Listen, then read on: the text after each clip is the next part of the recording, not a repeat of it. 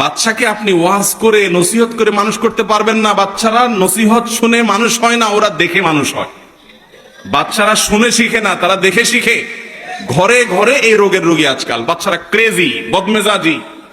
এই বদমেজাজ থেকে দূরে সরানোর জন্য বাসায় নিজেরা মোবাইলে নিয়ন্ত্রিত ব্যবহার করেন। সারাদিন মোবাইলের ভিতরে ডুবে থাকেন না। আপনি সারাদিন টিপবেন আর বাচ্চারা টিপতে দিবেন না, এটা হবে না, বাচ্চা মানবে না।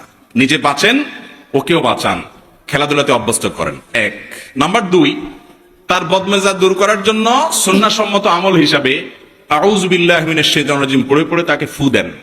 সে যে খাবার বা পানীয় খায়, পান করে, এগুলোতে ফু দেন। 7 বার, বেজোড় সংখ্যক বার পড়েন আউযু বিল্লাহি মিনাশ শাইতানির রাজিম পড়ে ফু দিয়ে তাকে খাওয়ান। ইনশাআল্লাহ তার ভিতরে বদমেজাজের যে ভাব আছে এটা কমতে থাকবে। আল্লাহ তাআলা আমাদের বাচ্চাগুলোকে সবগুলোকে শান্ত মেজাজের এবং বুদ্ধিমান মানুষ হওয়ার তৌফিক দান করুন। হট মেজাজি, বদমেজাজি বাচ্চা এখন ভরপুর।